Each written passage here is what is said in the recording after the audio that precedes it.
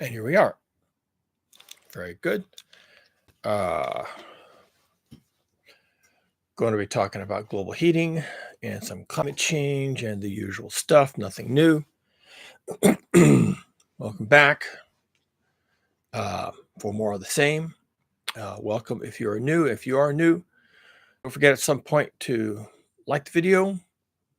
YouTube loves that kind of thing. And if you want more of the same, and I put stuff out almost every day, most of it is really provocative. Some of it will make you angry, but it's all the truth as closely as I know it.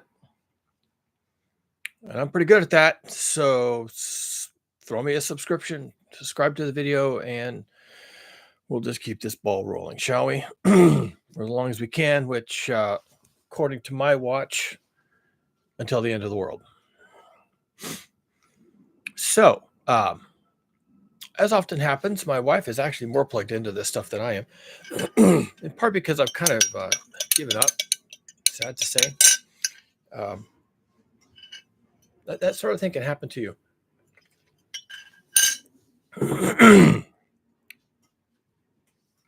When you know there's a problem, but you suddenly have this insight that, oh, yeah, that's not a problem I can solve. And at some point you kind of give up, right? Here's a perfect example. You're on the Titanic and it's dark and you're sailing through the North Atlantic and the ship's going really fast and there are people who are standing around on the deck and there you are standing at the bow and you're looking out over the sparkling water as the ship plows through the water and the wind is blowing over your face and it's a beautiful night and it's cold and it smells great and then you look down and right there off the bow, there's the iceberg. A little bit of it sticking up, but most of it, of course, as icebergs do, under the water. And you're saying, oh, we're going to hit that iceberg. Wow, I wonder what's going to happen. And that's it. That's your entire repertoire of response to that. You just saw that. Oh, that's not supposed to be there. I think we're going to hit that. Yep, there it goes under the boat. And I hear it going down the side of the boat. And we just hit an iceberg. And what's your response supposed to be to that? Are you going to shout to the other people on the deck? I mean, you might shout to them to hold on, right? But you're not going to tell them, don't buy a ticket on the Titanic. That's not what you're going to say, right? Make better life choices. What are you going to say at that point? There's almost nothing you could say except hold on, right? You could say that. You could say, hey, you people better hold on. We're about to hit a, and then you do it, right? There's not even much you could say. You couldn't certainly pen the Declaration of Independence and read it on the front of the boat, right? You wouldn't have time for that. You wouldn't have time for anything. You wouldn't even have time to even think about what you're going to say. You would just say, you would think, wow, we're about to hit the iceberg. And then you might want to say something like, hold on. And that's about all you'd get out. And that's where we are with global heating, global climate change, whatever you want to call it. That's where we are. We are at that point. We have hit the iceberg and there's really nothing to say. There's really nothing to say. And people will tell you, oh, well, we might not hit the iceberg. We might hit it a glancing blow. We might never hit it. It could be, or we hit it far in the future. It's a problem for distant generations of people yet born to solve, right? You could say all those things. That's not what's going to happen. And if and on the Titanic, none of those things happened. So that's us. And you don't have to think that's us. You could think, well, what does he know? I'm one of the scientists and I look at this thing and lots of people are looking at this thing who have PhD attached to the end of their name. And they've been looking at the data and they've been looking at the science and they've been looking at all the reports and they've been talking among themselves. And lots of people are now coming of the same opinion that I'm expressing here. I'm expressing this opinion that many of us now hold, which is that we're basically fucked. That's it. Maybe, like I said in the last video or last couple of videos, actually, maybe 70 years ago, we could have a different discussion. We could talk about far in the future generations of people unborn will solve this problem. But we didn't have that conversation. And that would be a dumb conversation to have. I mean, that's really selfish and greedy. Do you realize how selfish that is? People unborn who never wanted this problem pushed onto them, who would rather that we did the adult thing. But these people, unborn in the future, they will solve this. You realize how selfish that's what the fuck? I mean, but that's, that's what they did in the 60s and the 70s. That's what they did. Future generations. Okay, well, that's us, right? I was like 3 years old when they had all this nailed down. Maybe 10 years old when they had all this nailed down. So yeah, I was that future generation. I was born, but just I was a tiny person, right? And so now it's the future has come. It's 60 years later, and here we are. And they said that we were going to solve this problem. And what are we doing? Future generations. See, we're doing the same thing, right? So what does that tell you? This is all data on a line, and the line points to we do nothing. That's what we do. That's what we did. That's what we're doing. And that's what we're going to do. We do nothing. Lots of reasons why we do nothing.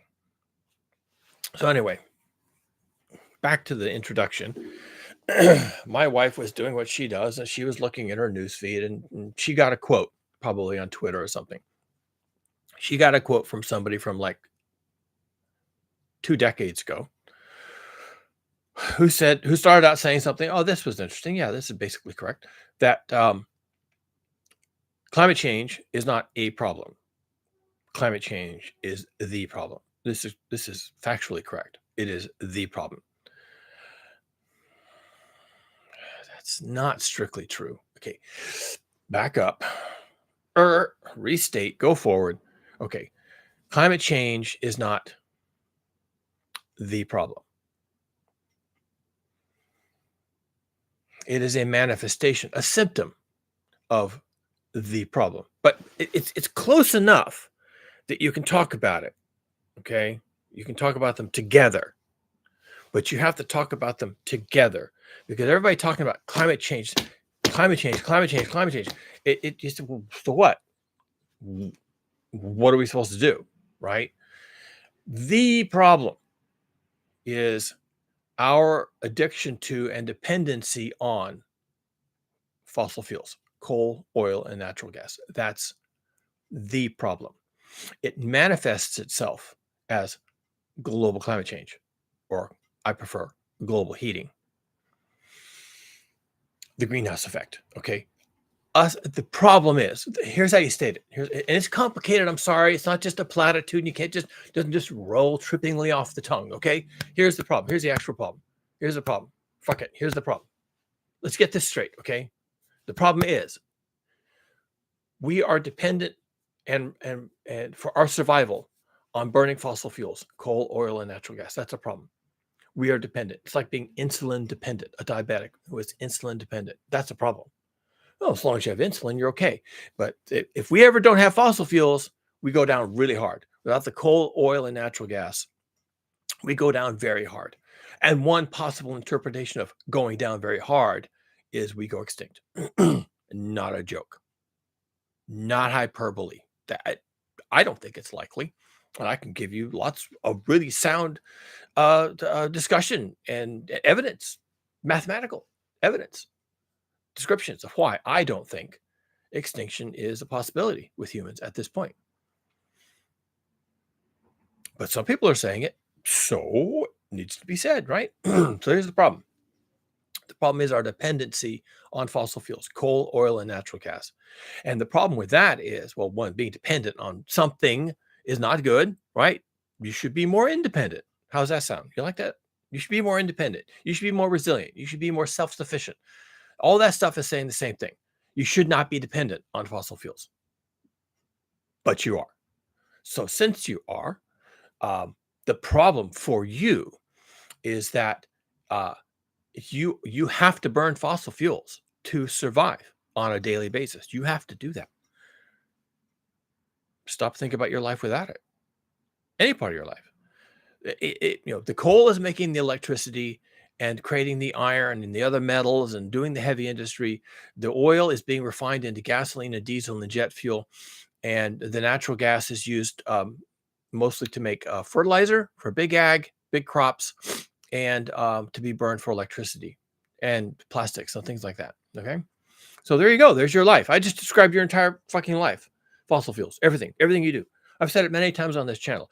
Everything you touch every single day, everything you eat, everything you drink, uh, the electricity, the lighting, all the technology, the internet, clothing, shoes, everything, everyone you talk to, and really every thought you have, because you can't even think the thought you're going to have about your appointments and your business deals and your money and your, your job and your travel and your vacation. You can't even think those thoughts. Those thoughts couldn't even have a hook to hang on your brain somewhere without fossil fuels.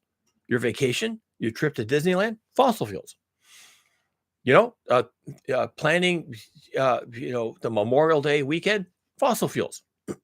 Everything you do, going to work, coming home from work, dropping by the market to grab food, and the food, it's all fossil fuels. Everything you touch, everything you see, everything you think, everything you drink, everything you eat, everything is based on fossil fuels. That's a problem.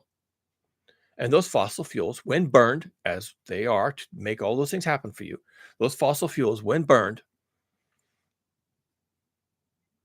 create CO2 emissions. And other things are also created, like methane, during the mining of these fossil fuels. Methane is also a thing. And they go into the atmosphere and increase the greenhouse gas content of the atmosphere. And when you increase the greenhouse gas concentration of the atmosphere, you enhance the greenhouse effect, which is the effect that warms the planet. And when you enhance the effect, the planet gets warmer and or hotter. Some places it gets fucking hot. Okay, so yeah, that's your problem. Yeah, I know it doesn't run trippingly off the tongue like, climate change is not a problem, it's the problem. But it's the truth. Your problem, my problem, all of our problem is that we are dependent on fossil fuels, and the fossil fuels are going to make the planet hot. There you go. That's your problem. You don't have a problem, you have the problem. So for someone to say, oh yeah, climate change is a problem, it's not a problem, it's the problem. It isn't even the problem. Burning fossil fuels is the problem. Okay, that's it. Yeah, and when someone says climate change is our biggest problem, you want to agree with them. Wow, yeah, that's true, but it's wrong. It's narrative warfare. It's getting one step removed from the actual problem. Because everybody wants to fight climate change. Everybody wants to reduce carbon dioxide emissions. Everybody wants to reduce the amount of carbon dioxide in the atmosphere. Actually, they don't, because that's science. People don't even know what carbon dioxide is. They don't even know what it is. All they know is climate change is a problem. Well, actually, it's not a problem. It's the problem. Climate change, this climate change thing. Wow, we got to really focus on climate change. And I'm like, what are you even talking about? Climate change? What? Show me. I'm a scientist. Point it out to me. Point out to me some climate change. I can point you to some global heating, because that shit's physics. That's real. That's actually happening. Climate change? I don't know. What is that? How are you even going to find that? And then what are you going to do about it? Because your problem, your actual problem, is not the climate change. I mean, that's what got you worried, but that's not your problem. Your problem is you're consuming fossil fuels day and night, 24/7, just to survive. That's your problem. Oh boy, you got a problem, my friend. You do have a problem. You have a problem, and your problem just hit the iceberg. And there you go. Now what? Now what? Yeah, that's your problem. You're dependent on fossil fuels. Well, it sucks to be you, doesn't it? It really does. It truly does. It sucks to be you. In fact, it's going to be death to be you if that's you. If you are dependent on fossil fuels, well, we're going to have to shut that shit off. Did you know that? Did you know that? Because that's your problem. We're going to have to stop burning fossil fuels, because that is the problem. Burning fossil fuels is the problem. Oh, by the way, it's a wicked problem. You can look that one up on Wikipedia if you want to. Wicked problem. Wicked problem is basically a problem that has no solution. Oh, but Cougar, that can't be right. There's always a solution for every problem. Yeah? Really? You think so? Well, you're wrong. There are entire classes of problems, entire sweeping vistas, panoramas of problems that have no solution. It's just a problem. And if that problem kills people, then that problem's going to kill people. And if that problem destroys habitat and makes species go extinct, then say goodbye to the habitat and the species. And if that problem traps people in lifestyles that they can't get out of and that it'll eventually kill them, well, then prepare to be trapped because that's your problem. And there is no solution.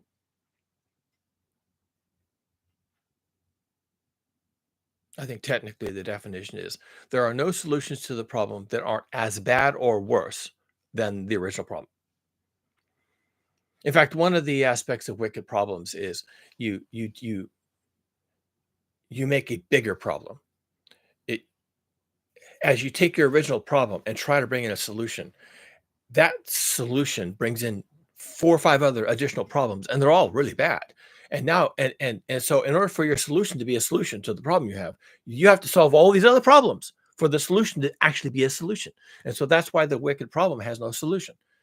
It has more problems, technically. A wicked problem always fans out into more problems, each of which is extremely difficult, some of which are impossible. So it's a problem that has no solution. You can talk about solutions, and we talk about that with global heating all the time. Well, at least with the climate change part of it. We talk about, oh, well, we have all these solutions to climate change. I look at the list, I'm like, yeah. None of those are solutions. Some of them aren't even possible. Some of them defy the laws of physics. What are you talking about? Where'd you come up with this shit? And some of them require all the land on Earth to be made available for the so-called solution. And after 3 or 4 years, you would need another planet to start all over again. It's like, what are you talking about? Some of them require more energy than the human species even generates currently. Where are you going to get all this energy? Where are you going to get? What are you talking about? How can this be a solution? You're proposing solutions that defy the laws of physics. Why? Because you can. So you're going to propose a solution that defies the laws of physics, and you think I'm going to find that acceptable? I find that's lunacy. You're not. These are not solutions. This is blather. This is just blather. This is just what 14-year-olds do when they're sitting around half stoned, when they're just playing grab ass. They just throw all this shit against the wall. And they're laughing and having a joke. I got a solution. Watch this. They throw another piece of shit on the wall. See if it sticks. That's what people are doing. They're just going to see what sticks. Your problem is your dependency on fossil fuels. Period. Full stop.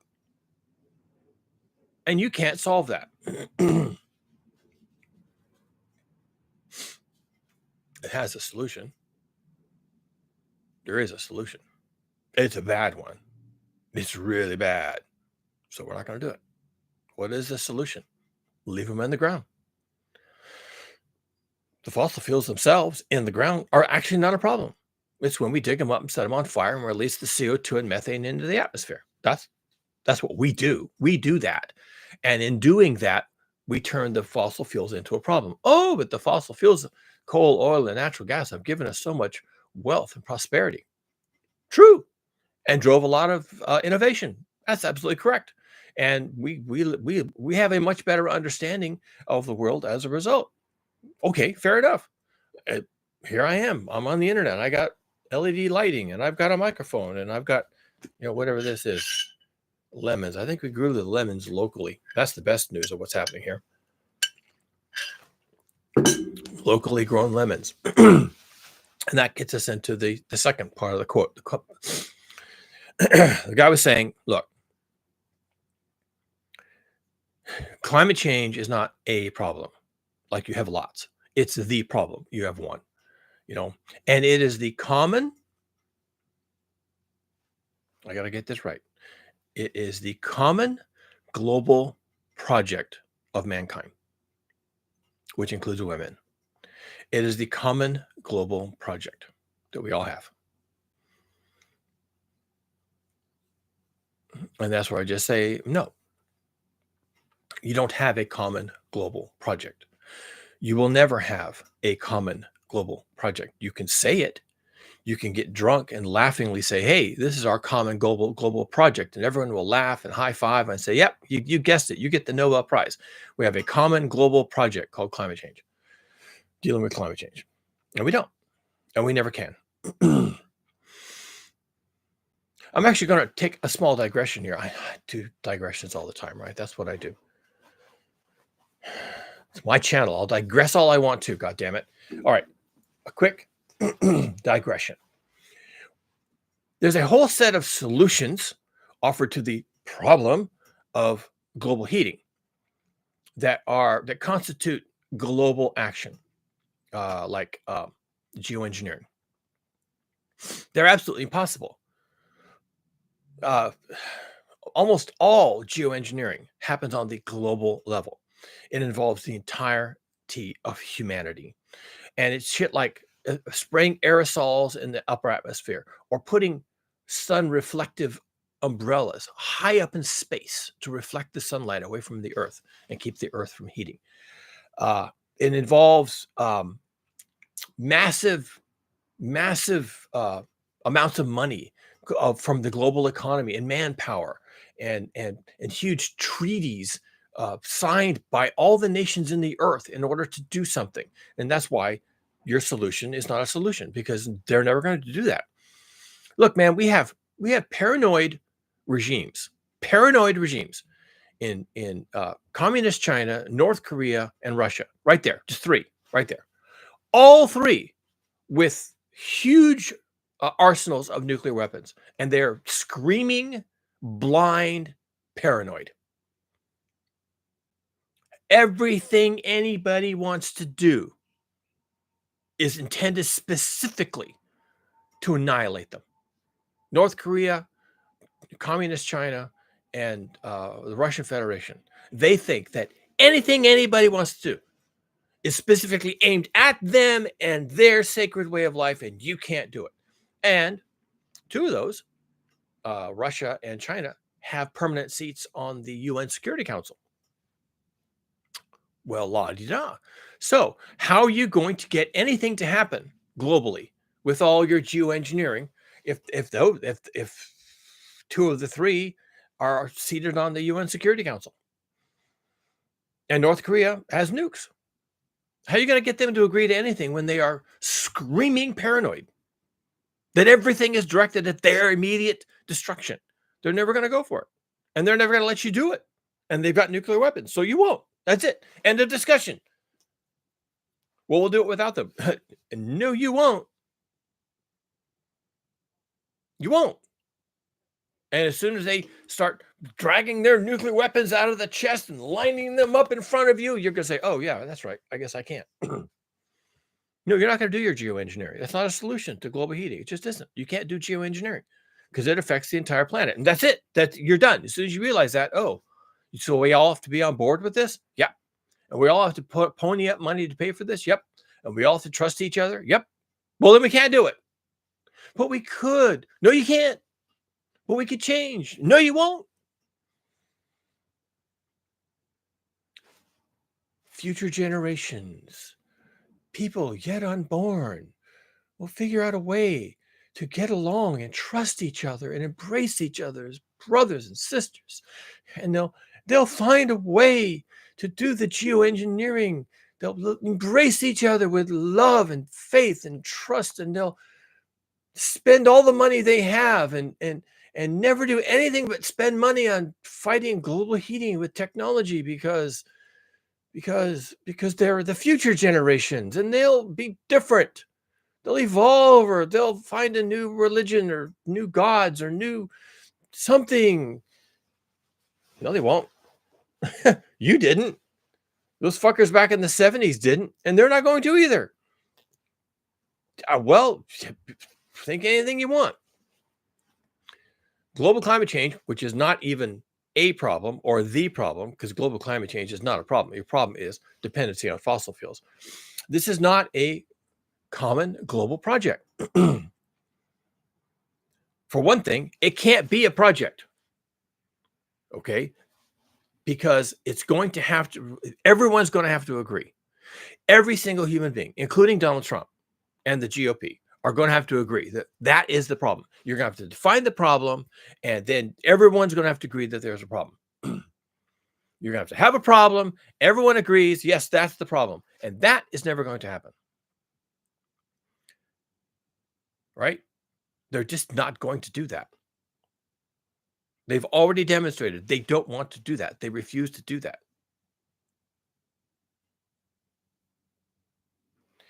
Any project that comes out of that process, by definition, cannot be a unified project. They won't even agree on the problem. They won't even agree there is a problem. Therefore, you can't have a project. Now, every single nation on earth might have a different project, and each nation will vote on its project and amend its constitution and work on the project. And the nations that export fossil fuels, their project will not be to stop exporting fossil fuels. So they will keep doing that. And the nations that burn the fossil fuels, their project will never be let's stop burning fossil fuels, because they can't do that. And there you go. They'll have all their projects, and they'll all sit together and vote on the projects they want to work on. And that was basically the Paris Climate Accord, just so you know. The Paris Climate Accord that came out of 2015 basically told every nation on earth, they all agreed, they all signed, every single nation at Paris, they all signed to this bogus bullshit commitment, which is that we will all figure out what our project is individually, but we're not required to. That was it. That's what they all agreed to. So in terms of having a common global project, you can't do that. The Paris Climate Accords, the closest we ever came, people still talk about it in reverent tones. The Paris Climate Accords, good heavens, we did that. Everyone signed it. The gist of it is every nation decides if they have a project, they decide what that project is, and they don't have to. And even if they pick a project, they don't have to do it. I mean, that's the gist of the Paris Climate Accords. You don't believe that? Go back and read it. And a lot of the commentary that came out right after the Paris Climate Accords were signed was that, this is bullshit. It's all voluntary. And everyone has to figure out what they want to do or don't do or not do anything. And it's all perfectly fine. They signed an agreement that says you come up with your own project for your country. You agree to do it or you don't agree to do it, or you don't have to do anything. And even if you come up with a project, you don't have to do that, because there's nothing. There's no enforcement. There's no follow up. There's nothing. Just do something or don't do anything and figure out what you want to do and do your thing, whatever it is, or nothing. That's the Paris Climate Accords in a nutshell. So no, there is no common global project. There can never be a common global project. And the closest we came to the Paris Climate Accords was pick your own project and do it or don't. Really? That's the best we can do. That's the best we've done so far. That was 2015. That was not, 1965. That was 2015. We were already deep into this shit in 2015. People were scared, and that's the best they came up with. So maybe we'll have another meeting, maybe not in Paris, because that didn't work out. Maybe we'll have a Chicago, right? Let's do this in Chicago. And say 2035, we'll have a Chicago Climate Accord. And guess what that's going to be? More of the same, right? When the Paris Climate Accords get us nowhere, then we'll do the Chicago Climate Accords, and that will get us nowhere either, except it allows us to have the thing we want, which is there's no project unless you want one. And then it's whatever you want. And as for global, well, I just addressed that with the geoengineering. We can't have global projects. They won't agree to it. Sovereign nations will not allow themselves to be dictated to. They won't do it. Yes, I know climate change is a global problem. It's not the global problem. Oil dependency is a global problem. It is a global problem because everyone's dependent on the same thing for the same reasons. That part of the global economy worked. They got us all dependent on fossil fuels for everything all the time. That is a global problem. But that's a wicked global problem. That's a wicked problem. And all the solutions to that particular problem are just as bad or worse than the original statement of the problem. And as for common, meaning, shared, a common problem, not common as in everyone has it, but we're going to work on it together. Okay. As for working out things together, no, not going to happen. Future generations. Yeah. Okay. Well, maybe they're going to be dead. Future generations are going to be dead, which is a solution, by the way. I want to point that out right off.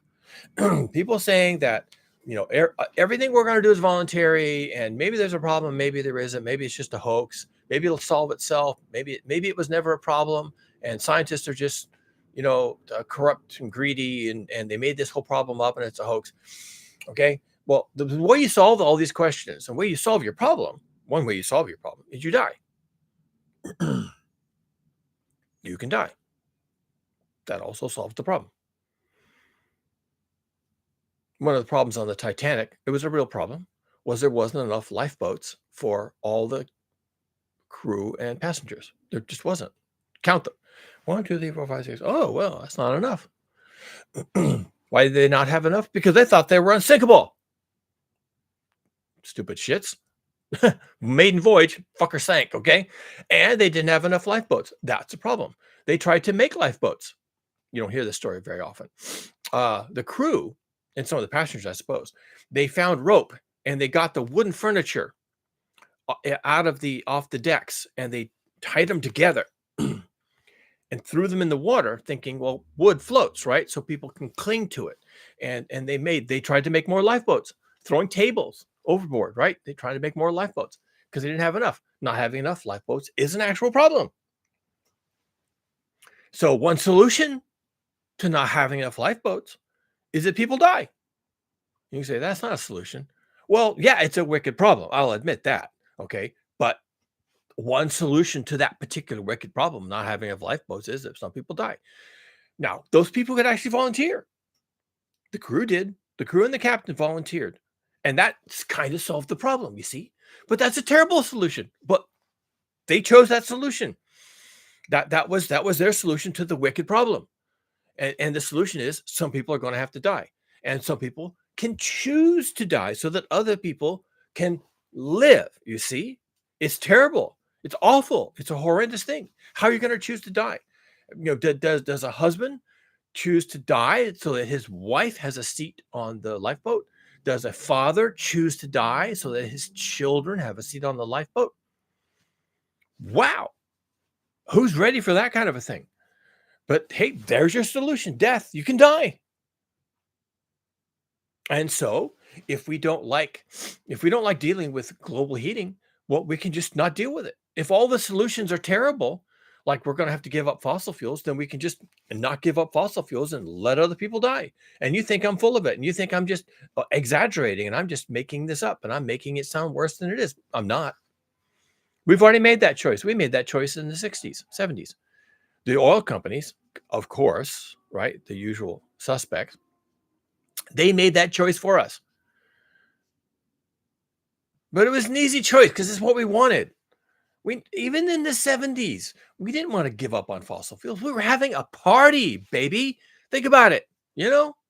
Rock and roll music and going to the beach and surfing and come on. Big party. Convertible Corvettes. Oh my God. So the oil company said, well, these people are having a party, so we'll just let them do that. You can say, well, that certainly served their business model. It served your business model too, right? If you're my age, you were driving around in a convertible Corvette on Route 66 and you were loving it, all right? Love, love, love, love, love. And gasoline was 17 cents a gallon. I'm loving it, 17 cents a gallon. Now, of course, it's $6.17 a gallon, but people are still filling up and they've still got convertible Corvettes. So come on. We've had a good run. It's been a good, 50, almost 60 years? Yeah. Convertible Corvettes. Party on. So yeah, they made that decision to do nothing.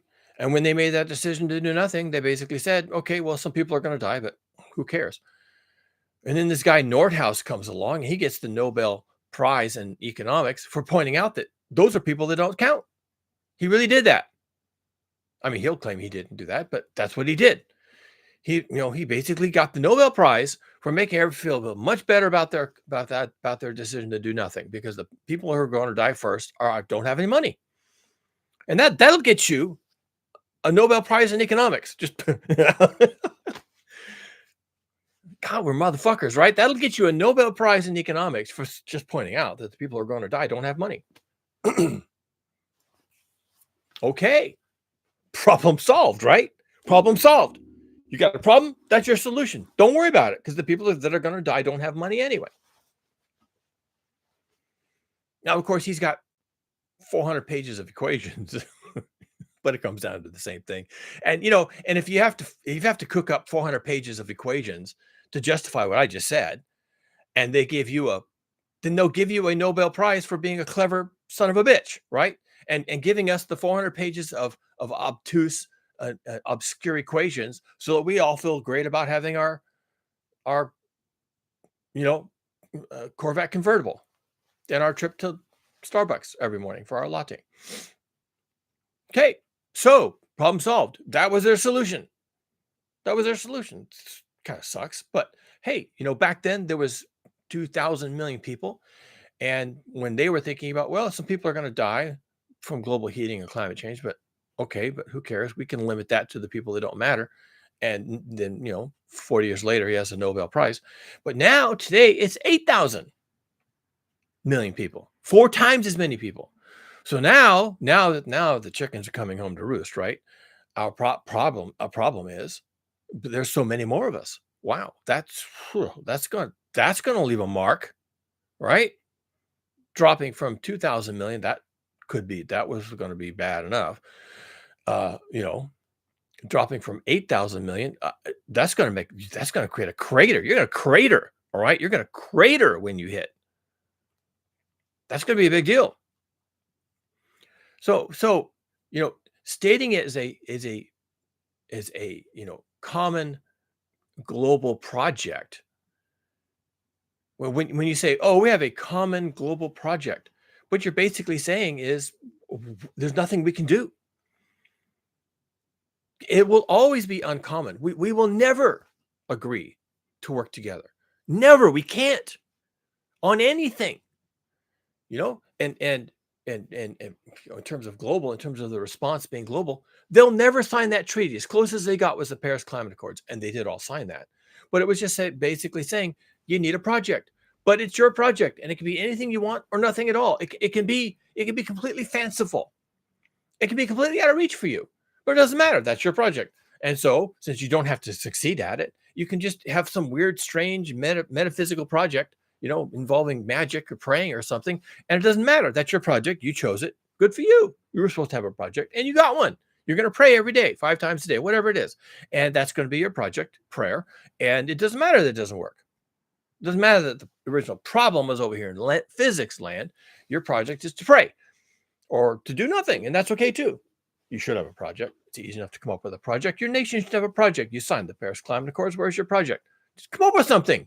It can be anything. It's your choice. Just have one.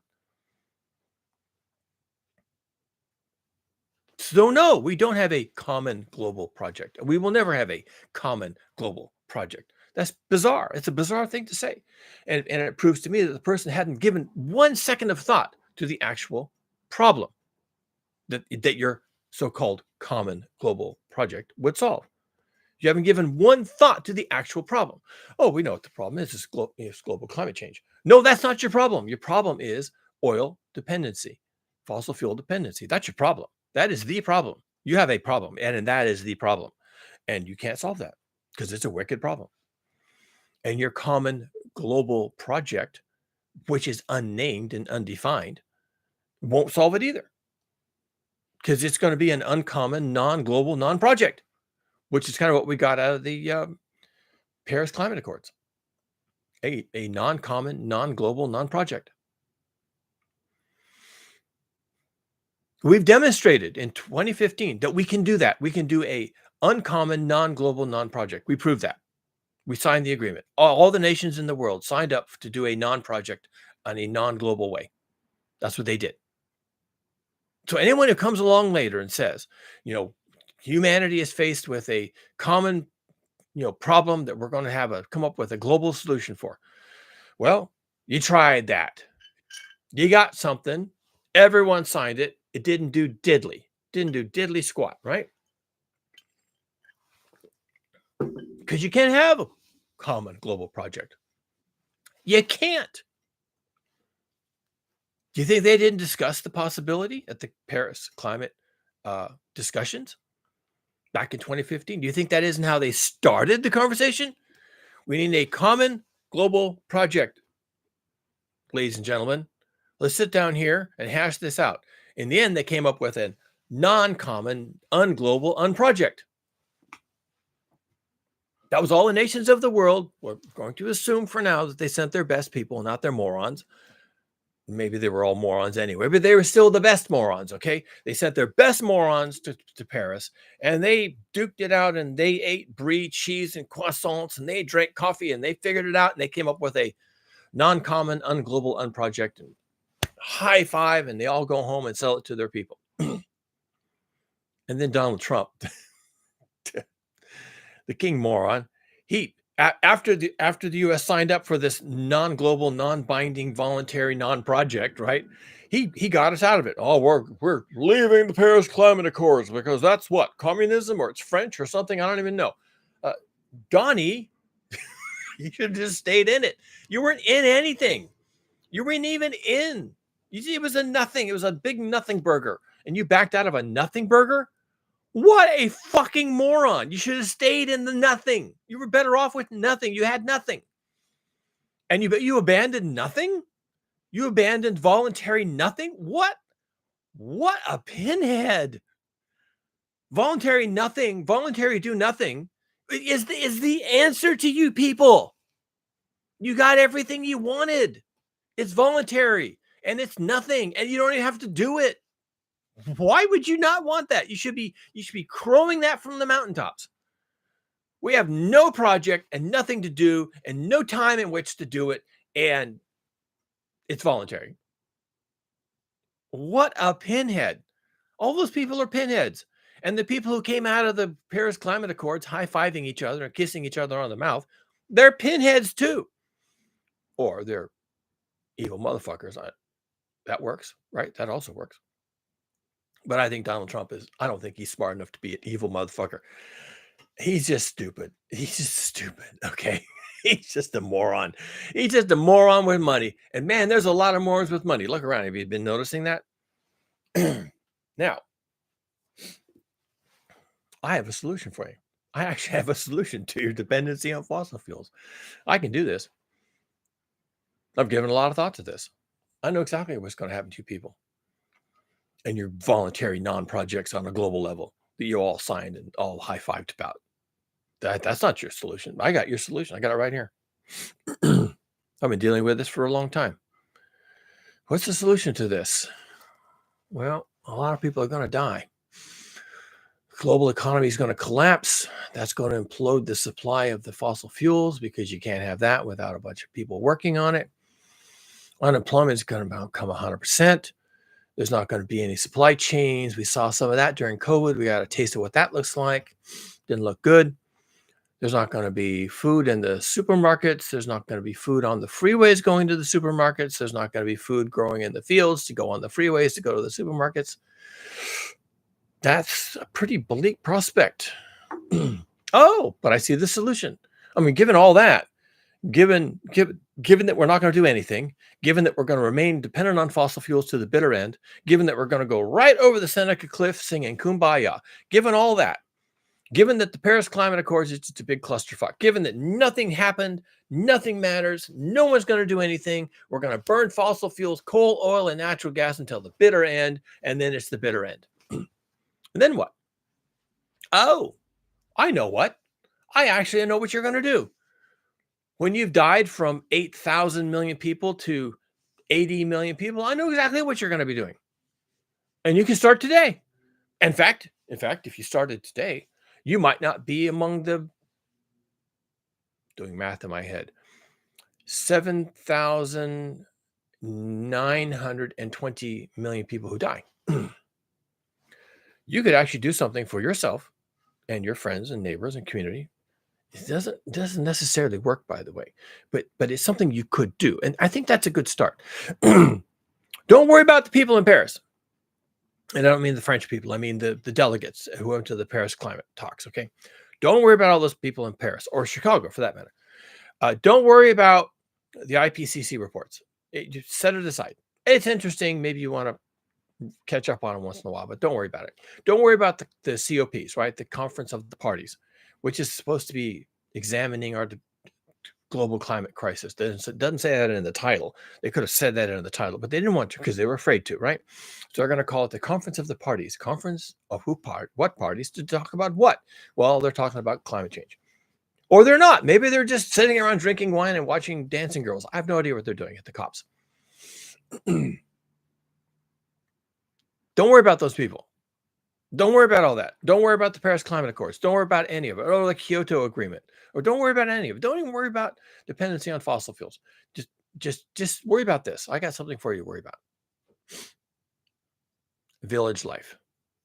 Village life. Because here's what happens. Here's what happens when we decided to wait for future generations, more enlightened, more spiritual, more complete than us, solving the problem that we refuse to even recognize. Okay. When none of that shit goes down, okay, now here's what happens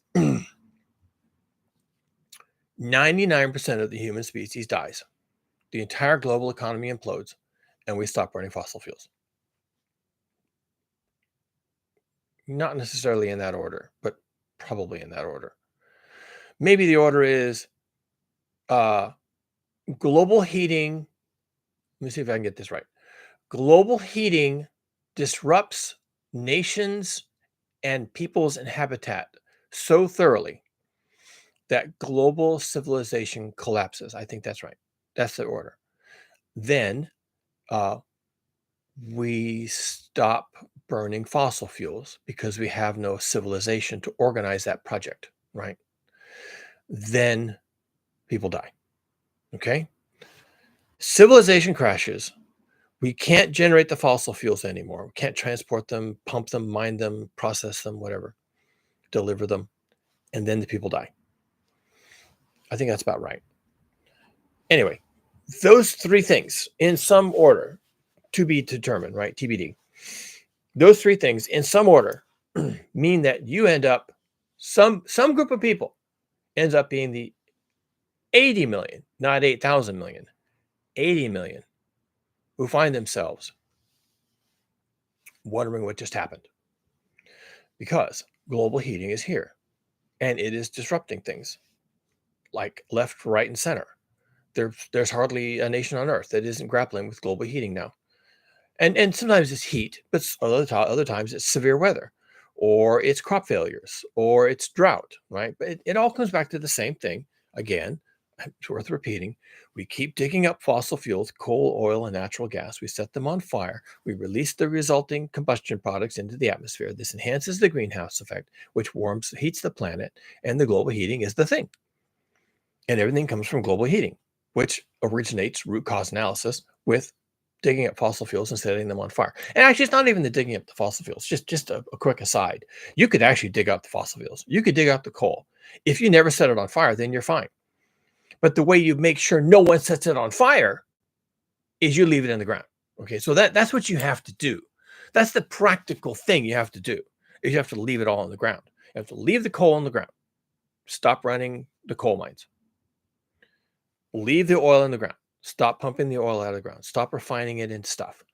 Leave the natural gas in the ground. Turn off the pumps, turn off the wellheads, turn off the valves and all the piping and all that, right? Just leave it. Leave it in the ground. Oh, you want to go a step further? You could blow up the mines, blow up the coal mines, just blow them up, fill them up with water, whatever, right? Fill them up with garbage. Blow up the oil pumps, just blow them up. That would make a mess. Maybe you don't blow them up. Maybe you disassemble them and turn the iron into scrap and blow them up that way. Seal up the oil wells and seal up the natural gas wells. Just pour concrete on them, right? So that's how you really leave it in the ground. You remove all this infrastructure, all this 300 years of building infrastructure, remove all this infrastructure, fill it all in so it's not accessible, and you leave it in the ground like it never happened, right? Oil pumps, don't have any of those anymore. Gas wells, oh no, there's no holes in the ground for natural gas to come out of. The coal mines, I haven't seen a coal mine in a generation. No, they've all been blown up and filled in and turned into skate parks. Okay, so you leave it in the ground so that you don't burn it, so that you don't emit CO2 in the atmosphere, so that you don't enhance the greenhouse effect, so that you don't create global heating. Now, of course, we've been doing that now for 50, 60 years. Well, actually, no, we've been doing this fossil fuel boogie for 300 years. We've been doing it big time for like 50 years. hugely, bigly for maybe even 20, right? 20 years. But we've been doing this for 300 years. So we have done a lot of harm to the Earth dynamic system. The greenhouse effect is just bonkers right now. And that we can't reverse. But yes, we can. No, you can't. You can't. But technology, no, there is no technology. But I heard about a pilot project. Yeah, people do dumb things, okay? And once it's in the atmosphere, a lot of those are carbon capture, right? You smokestacks, you capture the smokestack and you turn around and put it right back in the ground after extracting the energy, of course, which is why you're there doing that in the first place.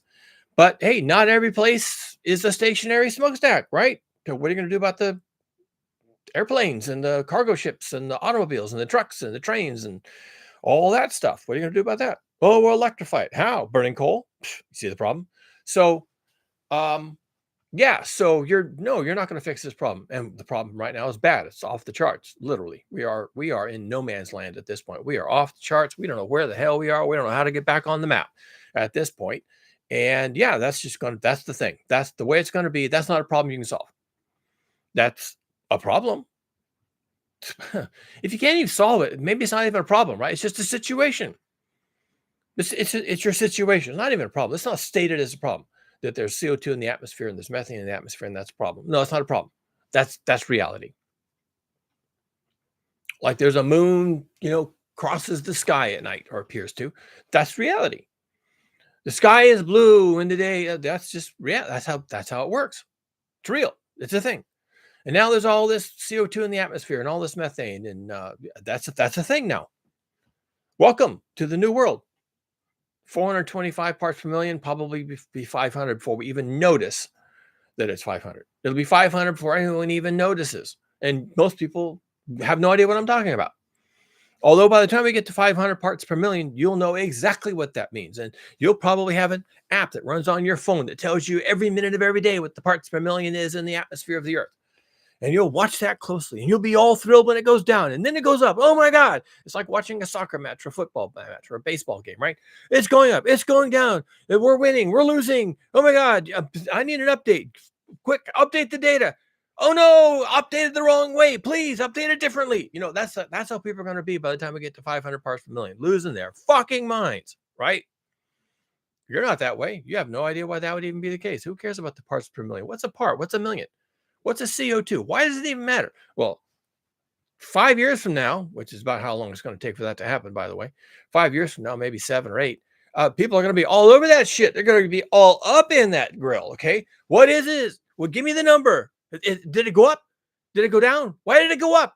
It has to go down someday. Why isn't it going down? Someone make it go down. Why does it keep going up? I'm losing my mind. I'm going to jump off a bridge. Okay. That's what people are going to be at when it's 500.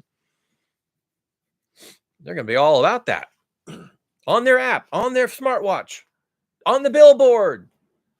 You drive down the freeway. Oh, shit, it's 501. When did that happen? Be getting daily alerts by the time we get to 500 parts per million. You're not interested at 425, 426, but by the time it gets to 500, which will happen real quick, okay? By the time it gets to 500, people are going to be hanging on to everything that happens with the CO2 in the atmosphere. That doesn't solve your problem. What solves your problem with fossil fuel emissions is death. That was always the solution. You can burn all the fossil fuels you want until you're dead. You can burn all the fossil. We can push this. We can push this donkey all we want to until it dies. We're at 8,000 million people. We're going to drop pretty hard. And you're going to have to come up with another way to survive. You can start doing that right now. Village life. Village life. How did people used to live without fossil fuels? They did. They just didn't have cities with 8 million people in them. They were closer to their food. They raised their food, and maybe some of it, each house had a kitchen garden, right? You had a kitchen garden. Oh, I can't have a kitchen garden. I'm afraid of worms. Well, you're going to get over your fear of worms, buckwheat. Okay, you're going to have a kitchen garden. And you're going to take your food scraps and you're going to feed it to your plants out in your kitchen garden. Or maybe you're going to take some of the food scraps from your meal and you're going to give it to the chickens. They're going to love it and they're going to lay eggs for you. Or you're going to feed it to the hogs, and the hogs are going to become meat for you later on. And you're going to get involved with your waste stream, with all the food, and everything becomes food for somebody. And the parts you don't eat, some other animals are going to eat, and then the animal does important services for you. And without fossil fuels, you can still have electricity, maybe, right? Solar panels, windmills, hydro, possibly, maybe. I don't know. You can't be doing things that require huge infrastructure and lots of maintenance. Everything has to be hyperlocal. It has to be in your backyard, literally. Where are your solar panels? If your solar panels are 500 miles away in some great big solar farm, well, then you're screwed. All right, because now you got transmission wires and you have all these people that have to maintain the wires. And if they're maintaining the wires and maintaining the solar farm and delivering the power and maintaining the transformers and all the delivery and all the service drops, well, then they're not growing food. Because there is no market without fossil fuels. There's no great big Whole Foods or Trader Joe's or Target or Walmart or 18-wheelers pull in by the dozens every night at 3 o'clock in the morning and disgorge their contents into the store. And that's where your food comes from. That's not going to happen without fossil fuels. But we can electrify the rolling fleet. Are you going to electrify your farms? Are you going to electrify all those thousands of acres of crops that are being harvested right now with using fossil fuels? We didn't used to have that kind of thing. You didn't have 1,000-acre farms. You had 10-acre farms. You had 3-acre farms or one.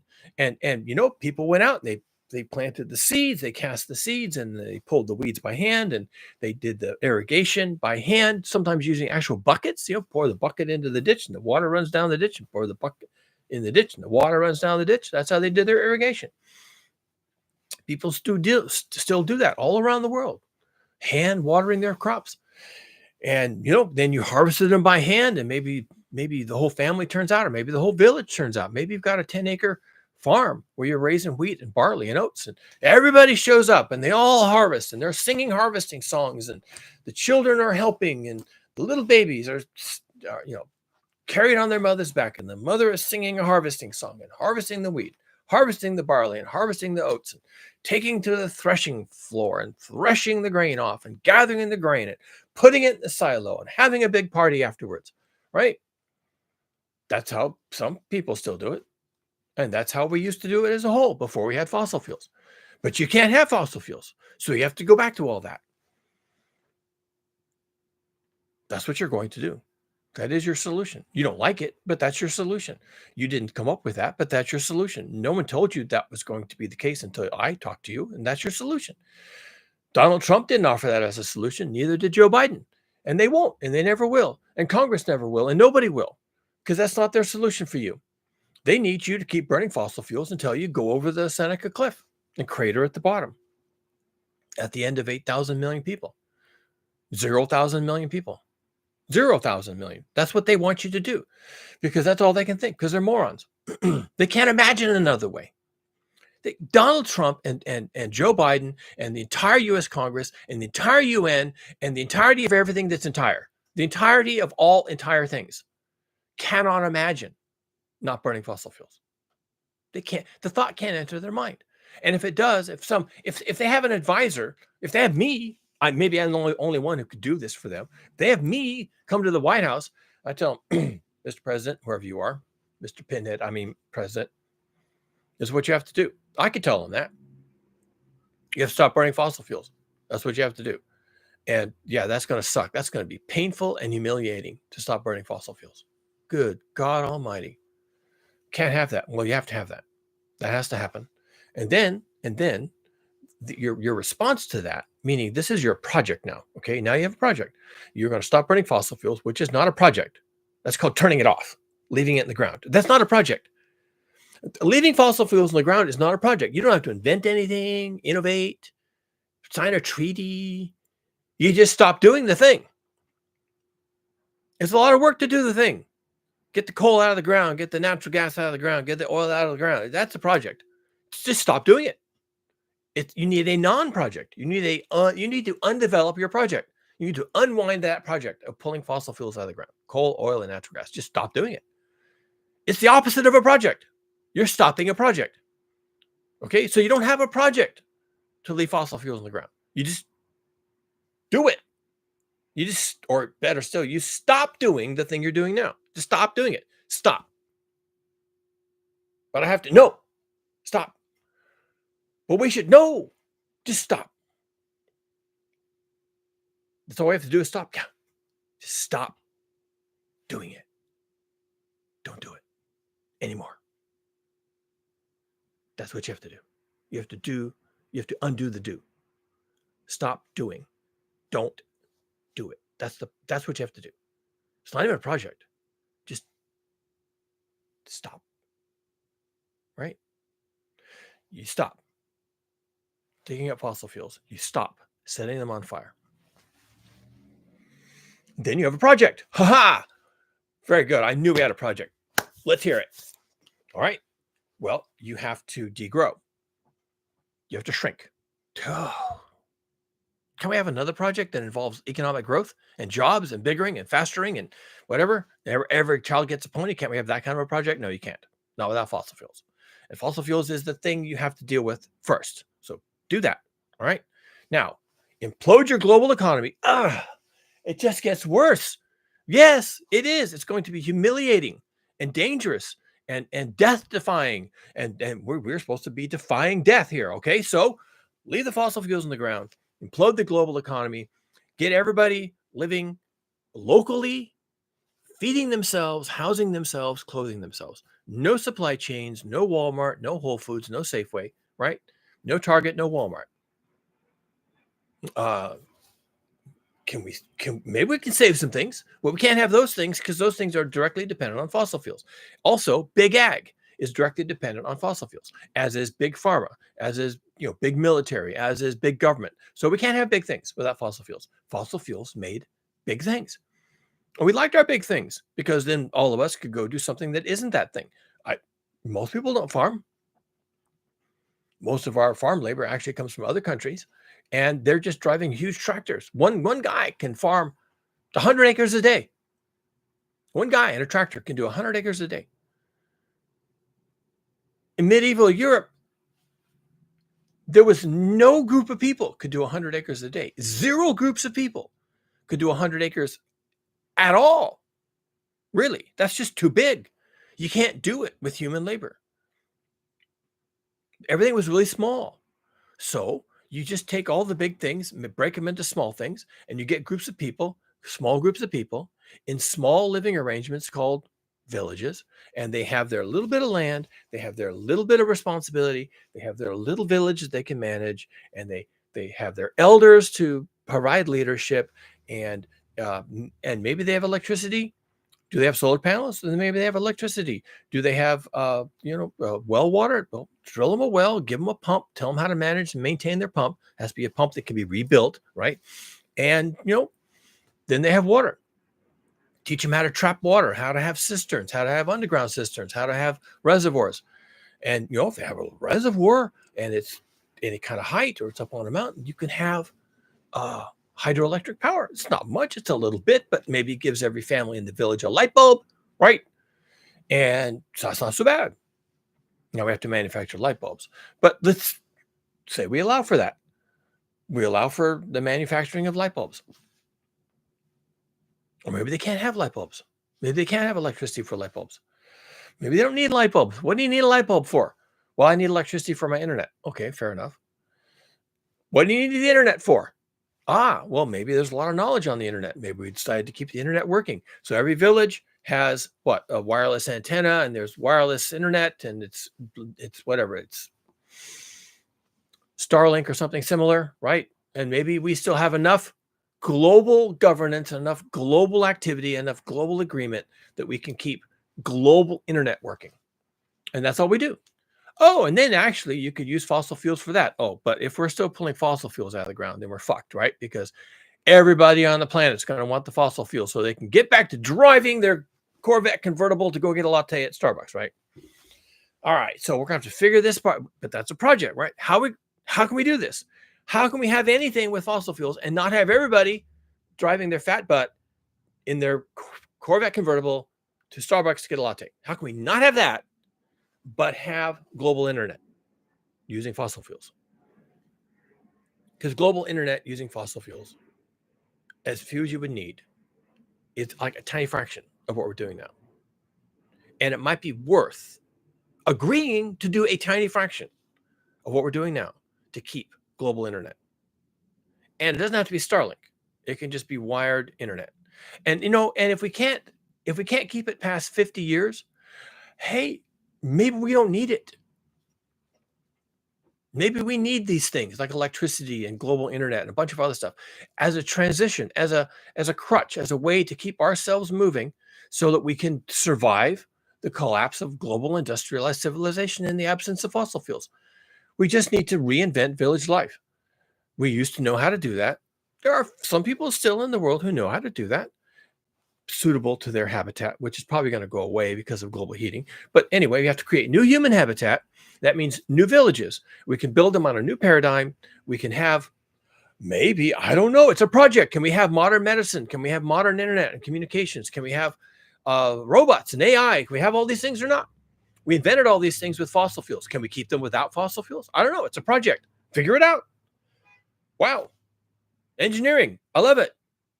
That's not even a wicked problem. That's just like, can we do this? Can we have global internet? Well, we have Starlink already. Can we keep that? How do we keep that?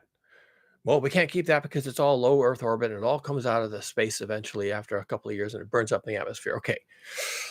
Not optimal. However, can we do something like that? Can we have a Starlink that doesn't burn up in the atmosphere every 2 years? Well, that's more money. Okay, but that's just money. There'd be some technological changes. That's technology. Can we innovate? Can we figure it out? Because if we can't figure it out, then we can't have it. And if we can figure it out, then we can have it. We have it now. Do we want to keep it? That's the project. That's a project. Do you want to keep this or not? Do you want to have any help at all on your farm other than domesticated animals? We could do domesticated animals. We could breed horses and oxen, right? And we can have plows. But let's say we don't want to do it that way. Can we have robotic AI-driven tractors that run on electricity? Can we do that? Well, we could. John Deere wouldn't like it because they're all their products run on diesel because that's how they want it. But could we do it otherwise? Is there another way to do it? Can we have smart, robotic, electric powered tractors that pull the plows and plow and plant the land and harvest the crops using robotics and AI and electricity? Could we do that? I mean, it sounds feasible, right? It's not impossible. It's just, do you want to? If you don't want to, you don't have to. You could do your crops manually with a horse and a plow. You could do it that way. And the village harvests all the crops singing their harvesting songs and the babies in the backpacks and the mothers out harvesting. And you could do it that way. The threshing floor and the silo and the whole thing. That's how people used to do it. But do we have to do it that way? Is there another way to do it? No. It's a project, right? Think about it. Solve it. But it all comes down to the same thing. It's village life. But what kind of village? That's something we can have some control over. What kind of village? Doesn't have to be a medieval village with a cruel and hostile lord living up on the hill who sends his troops down on horses to steal our food and steal our money and go racing back up to the castle where we can't do anything about it. Doesn't have to be that kind of village. Doesn't have to be strictly medieval. I mean, it could become medieval, right? Donald Trump would like it that way. It'd be Trump Tower. It'd be made out of stone, right? And he'd be up there with his combing his hair all the time and bronzer and the whole thing up there in his tower, Trump Tower Castle, right? Trump Tower Castle. And he would send his troops down and steal all our food and all of our money and go back up there and, live like a king. He would like that. Joe Biden might like that too, right? Biden Castle. They could be right next to each other. And Joe Biden's castle has his bunch of serfs to raid, and Trump's castle is over there, and he has his bunch of serfs that he can raid, and they're both really happy with the situation. It could be that way, but it doesn't have to be, right? It doesn't have to be that way. We could have a different way of doing it. But what it has to be, and what is unavoidable, is village life. They could be really nice villages, like modern in many of the ways that matter. They could even be modern in all the ways that matter, but you can't have them with fossil fuels. And because you can't have them with fossil fuels, you can't have a supermarket 10 miles away, or a Costco or whatever, a warehouse 10 miles away that you drive to in your SUV to buy all the calories you need to come home and feed your family and yourself. That you cannot have without fossil fuels. You can't have that without fossil fuels. We can have something without fossil fuels. Let's figure it out. But most likely, you're just not going to have that. We can have electric vehicles. Yeah. Well, where did the electricity come from? Where do the roads come from? You ever thought about that? What are roads made out of? Well, you can have dirt roads, but they're impassable in the winter. And now you need an all-terrain vehicle to get to Costco because you have dirt roads. But they can be asphalt roads. Where's the asphalt come from? That's the fossil fuels. Are we going to allow ourselves to have fossil fuels, to have asphalt roads for cars with rubber tires, and have to have maintenance and tire facilities and motor facilities and lubricants for the motors and electricity for the electric ones and transmission lines and batteries, and who's going to manufacture all this? How are they going to manufacture it without fossil fuels? So you can't have that. You can have a wagon and a horse. And how far can a horse go in a day? What, 5 miles? I mean, they're slow. You have to figure that right away. All right, they're slow. So in a reasonable amount of time, horse can go 5 miles, and you can come back with your wagon full of stuff after another 5-mile return trip. And that's 5 miles. That's it. That's all you can really hope for. And how often are you going to do that? Horse can't do that every day. Horse can't do that twice a day. Horse can maybe do that once a week. So that's different, right? All of a sudden, it's different. Once a week, you go into town and get the stuff that your village needs. What does your village needs? What's the requirements, right? Flour, salt, sugar, stuff like that. Baking powder, right? What does your village need? Need, not want, need. Cases of Cheetos. Hey, if you know how to make Cheetos and you've got cheese and you've got the flour and you got the other ingredients, make your own fucking Cheetos. No Costco. Make all the Cheetos you want from the materials you have on hand. And hey, if you need cheese, maybe the next village over, they're doing dairy. You're not doing dairy because you're doing wheat and flour. And you have a mill. You have the only wheat mill for 20 miles in all directions. And you're doing wheat, and you've got wheat in silos, and you're milling the wheat into flour. The other village, they went with dairy. And this other village over here, they're a bunch of carpenters, and they make the barrels and the wooden wheels and things that all the villages need. And this other village over here, they've discovered a cache of scrap metal in a landfill, and they're digging all that scrap metal out and melting it down and turning it into iron ingots and aluminum and other things that they have found. And so that's what they're doing. That's their specialty. And your specialty is making wheat. And the horses and the wagons are moving around slowly all the time, though. And all these goods are moving around, and you're working together, but your basic unit is your village. And these are the people that your sons and daughters are going to wed. And this is where the children are going to be born. And this is where they're going to be raised and protected. And they're going to be educated in the ways of village life. And what does your village do? Well, we're millers, and that might be your family name. We're the millers. And the carpenters are over there, and the smiths are over here. You see how this shit works? See how it works? Right? The carpenters, the smiths, we're the millers. And those people are the weavers over there. You see? Are you getting it? I think you're getting it, right? But that sounds so medieval. The medieval people got us where we are now. They did this. They got us here. They did nothing wrong. And in fact, if you really want to take a step back and take the big picture, going back thousands of years, they did everything right. We're here, and we're doing this. And I've got LED bulbs, and I've got a microphone, and I've got the internet, and I've got a computer, and I've got a screen, and I've got ground coffee in there. All right. From what, Ecuador, right? Where's my ground coffee come from? I need a cup of coffee. We have everything we have. And Starlink and robots on Mars, okay? Because of those people. Those people singing harvesting songs with their babies on their backs. They weren't stupid. We came from them.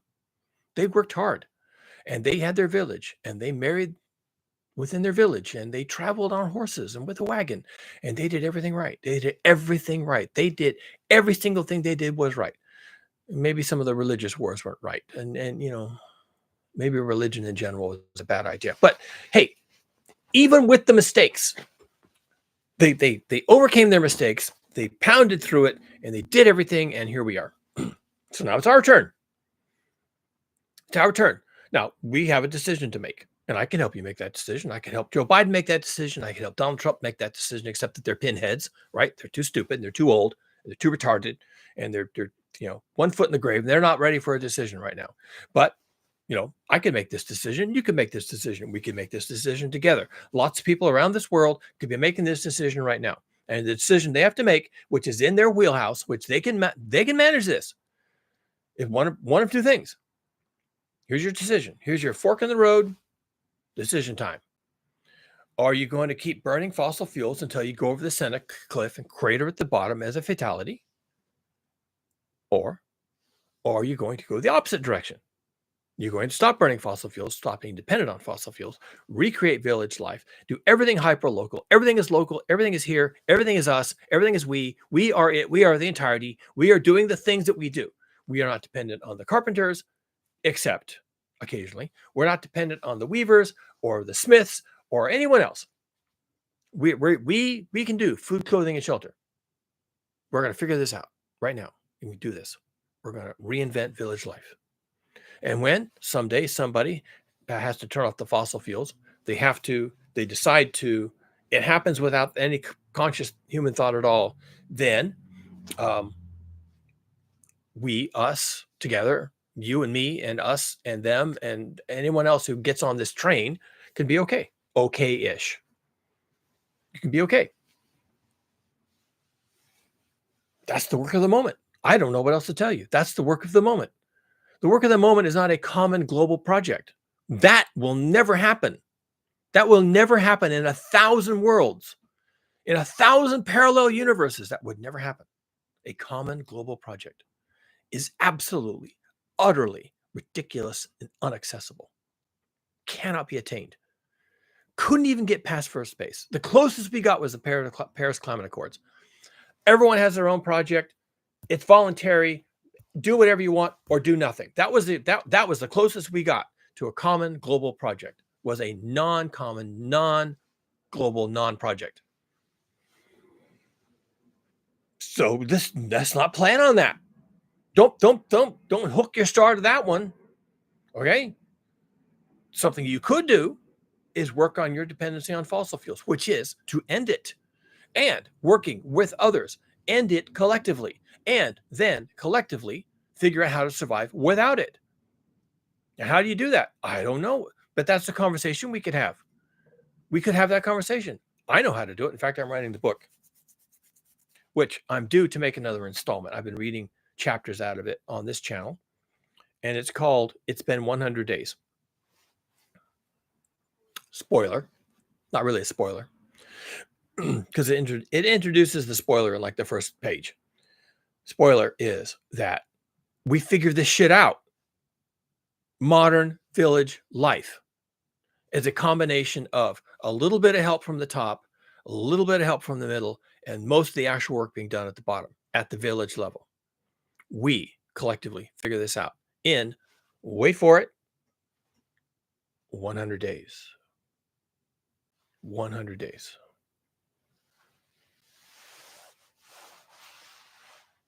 100 days. We can do this. Now, it doesn't start until it collapses, because no one wants to do this until they have to. Fine. I'm okay with that. I'm okay with that.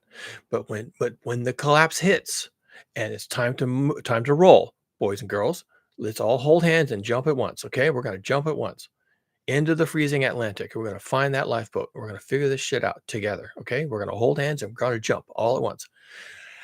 You got 100 days. Got 100 days until the last of the gears grind to a halt.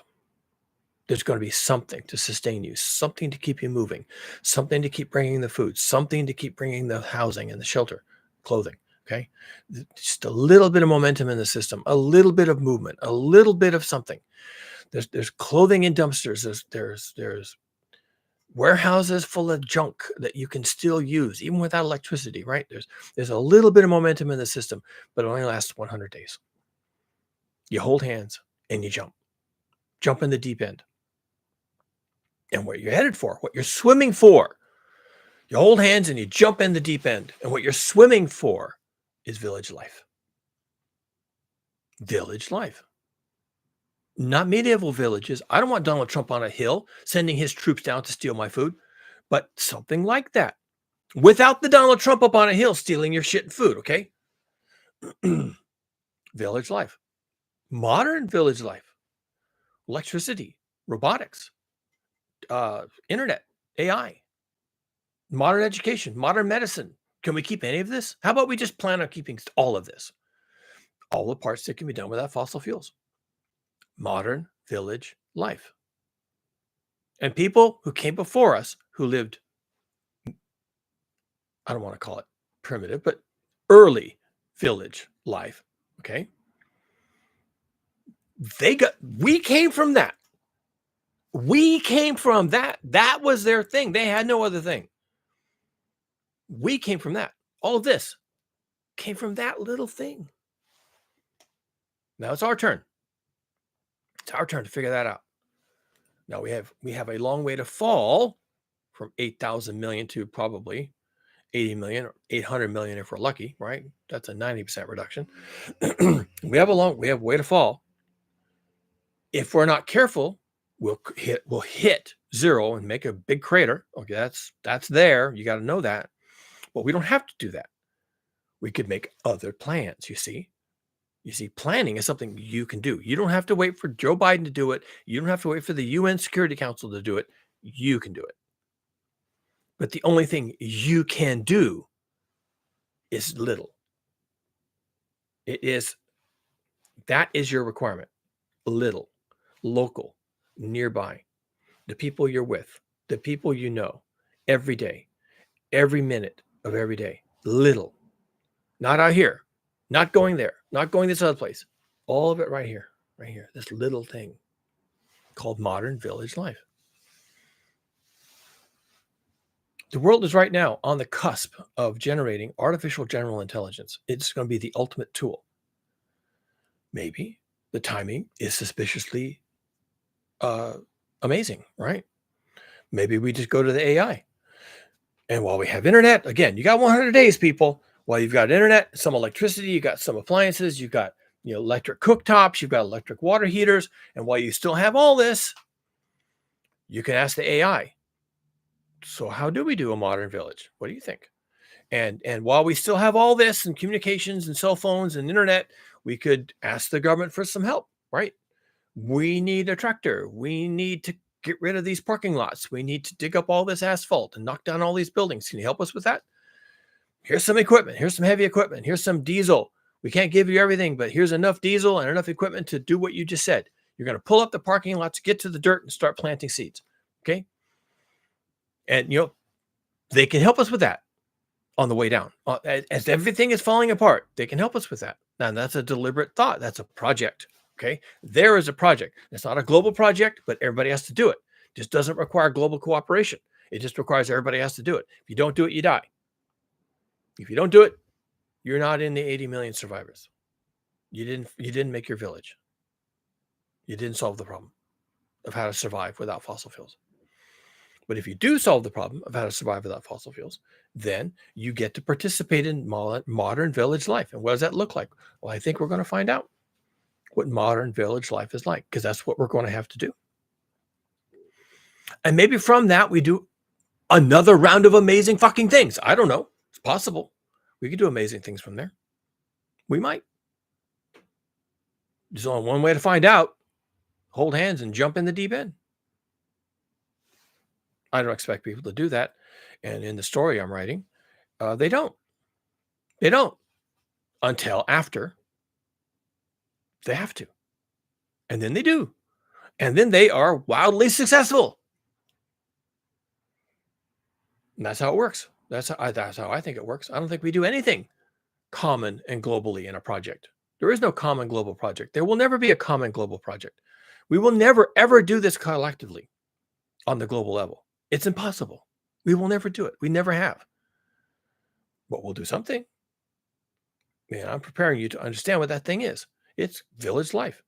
And people, individuals, small groups can do village life. We've always done that. It's like it's in our DNA to do that. So be ready to do that. because you can and you will because you must. And start having that conversation. Start thinking about it. What would it be like? What would you have to have? What would you need? How could you do without? What would you do without? What would you not want to do without? Think about it. Start thinking about it. And I'll publish my story and you'll get to read it and I'll read it to you if I feel like it. And, it's kind of a handbook, I guess, on what you can do in 100 days. Of course, it's fiction. Or maybe it's not, right? Maybe it's not fiction. Maybe it's the future. Maybe I'm Nostradamus and I'm predicting the future. Well, I'm predicting the future for the people who survive. I'll tell you that. Because that's how we're going to do it. Little bits, little projects, few people doing amazing things. Because we always have. I think it's something to look forward to. But you're going to have to stop burning fossil fuels. You don't want to look forward to that. Doesn't matter. You're going to have to do it. And then hold hands, jump into the deep end, learn how to swim. I'm calling it village life. From where I'm sitting, it doesn't look too bad.